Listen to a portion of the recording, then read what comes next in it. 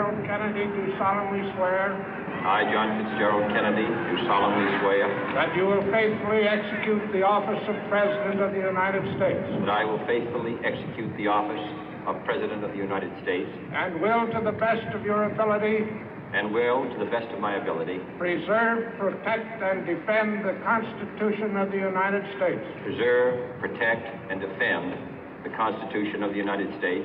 So help you God. So help me God.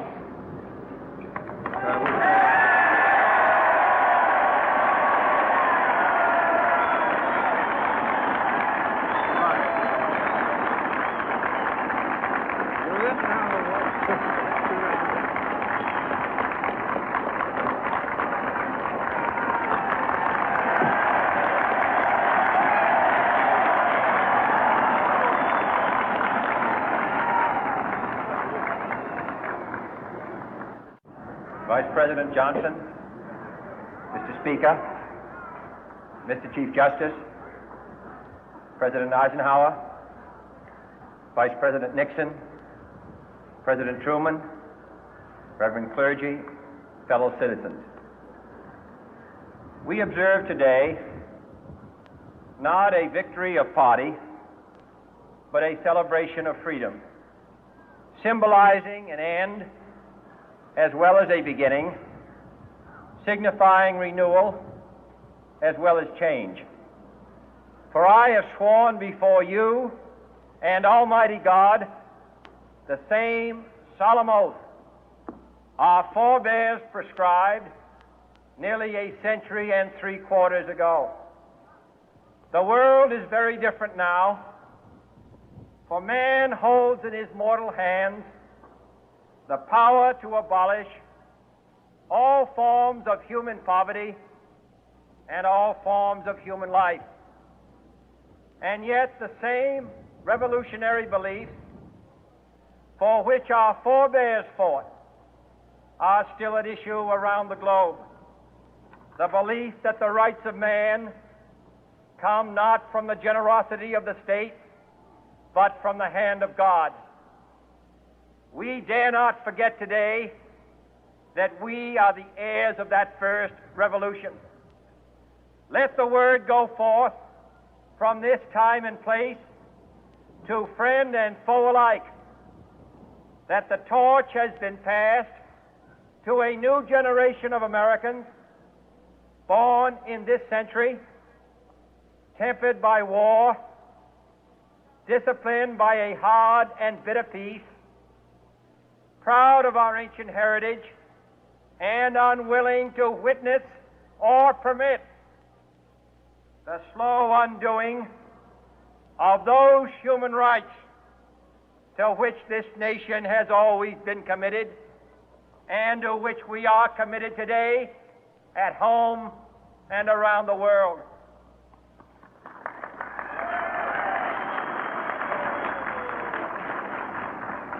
Let every nation know, whether it wishes us well or ill, that we shall pay any price, bear any burden, meet any hardship, support any friend, oppose any foe to assure the survival and the success of liberty.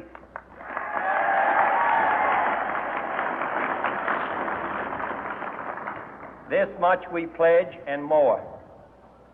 To those old allies whose cultural and spiritual origins we share, we pledge the loyalty of faithful friends.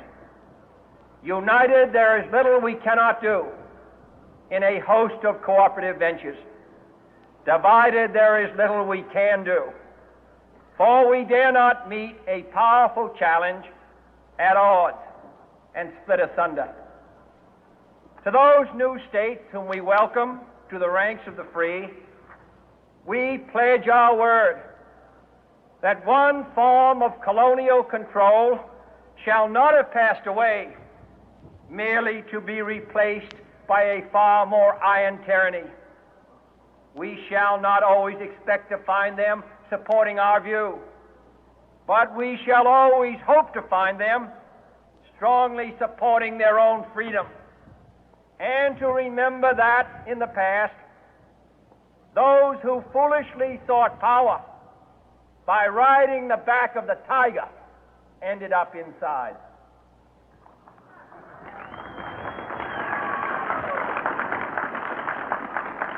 To those people in the huts and villages of half the globe struggling to break the bonds of mass misery, we pledge our best efforts to help them help themselves for whatever period is required, not because the communists may be doing it, not because we seek their votes, but because it is right. If a free society cannot help the many who are poor, it cannot save the few who are rich.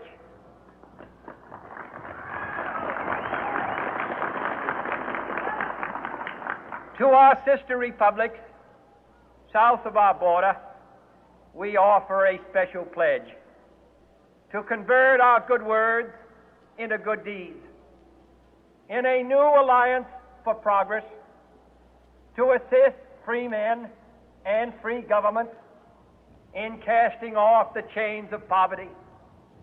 But this peaceful revolution of hope cannot become the prey of hostile powers. Let all our neighbors know that we shall join with them to oppose aggression or subversion anywhere in the Americas. And let every other power know that this hemisphere intends to remain the master of its own house.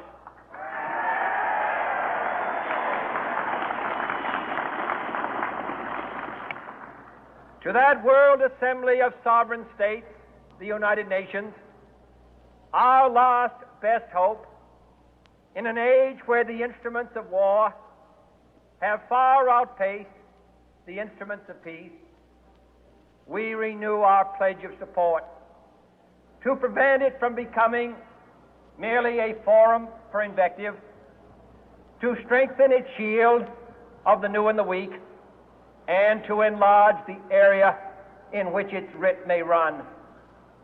Finally, to those nations who would make themselves our adversary, we offer not a pledge, but a request that both sides begin anew the quest for peace. Before the dark powers of destruction, unleashed by science, engulf all humanity in planned or accidental self-destruction, we dare not tempt them with weakness, for only when our arms are sufficient beyond doubt can we be certain beyond doubt that they will never be employed. But neither can two great and powerful groups of nations take comfort from our present course, both sides overburdened by the cost of modern weapons, both rightly alarmed by the steady spread of the deadly atom, yet both racing to alter that uncertain balance of terror that stays the hand of mankind's final war. So let us begin anew, remembering on both sides that civility is not a sign of weakness, and sincerity is always subject to proof. Let us never negotiate out of fear, but let us never fear to negotiate.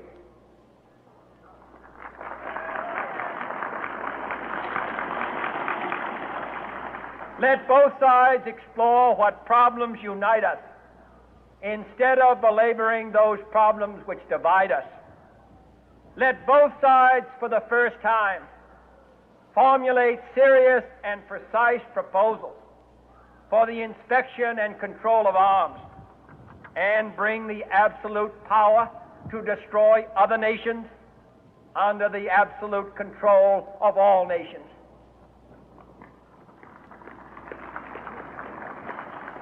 Let both sides seek to invoke the wonders of science instead of its terrors. Together, let us explore the stars, conquer the deserts, eradicate disease, tap the ocean depth, and encourage the arts and commerce. Let both sides unite to heed in all corners of the earth the command of Isaiah to undo the heavy burden and let the oppressed go free. And if a beachhead of cooperation may push back the jungle of suspicion, let both sides join in creating a new endeavor, not a new balance of power, but a new world of law, where the strong are just and the weak secure and the peace preserved. All this will not be finished in the first 100 days, nor will it be finished in the first 1,000 days, nor in the life of this administration, nor even perhaps in our lifetime on this planet. But let us begin.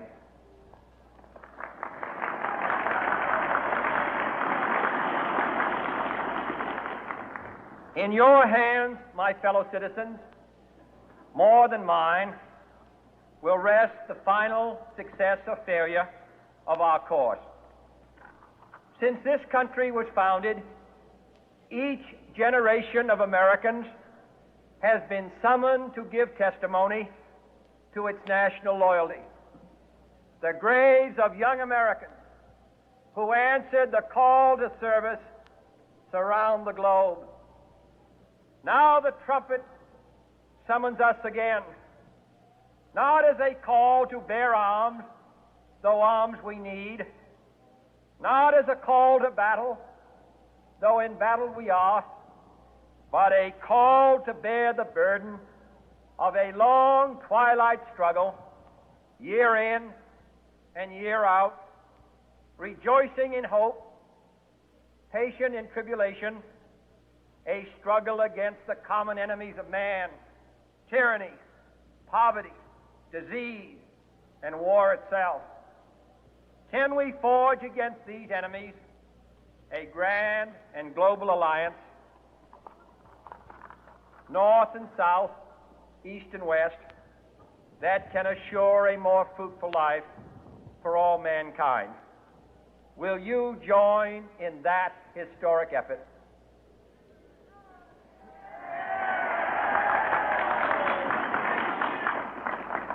In the long history of the world, only a few generations have been granted the role of defending freedom in its hour of maximum danger.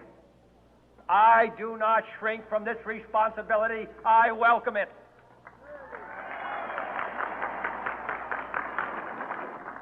I do not believe that any of us would exchange places with any other people or any other generation. The energy, the faith, the devotion which we bring to this endeavor will light our country and all who serve it. And the glow from that fire can truly light the world. And so, my fellow Americans, ask not what your country can do for you, ask what you can do for your country.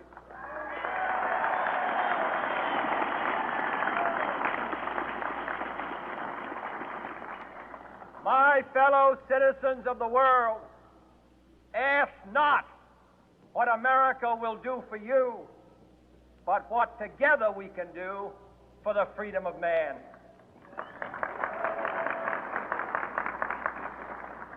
Finally, whether you are citizens of America or citizens of the world, ask of us here the same high standards of strength and sacrifice which we ask of you.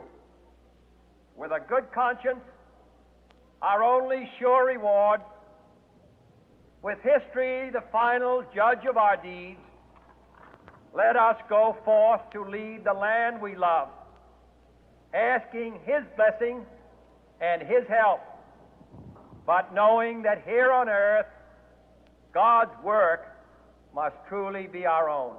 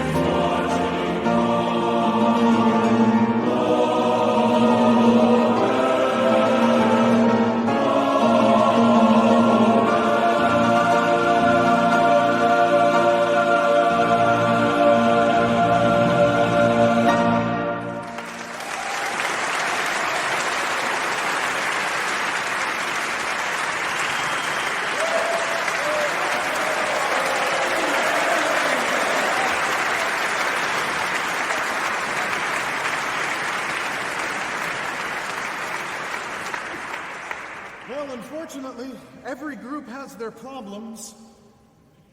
These are ours.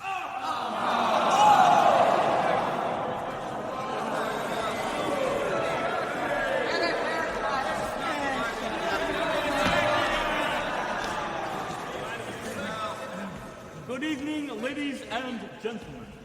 Please allow us a moment to introduce ourselves to you. We are the Skids. Yeah. Now, ladies and gentlemen, this is a song about my ex-girlfriend.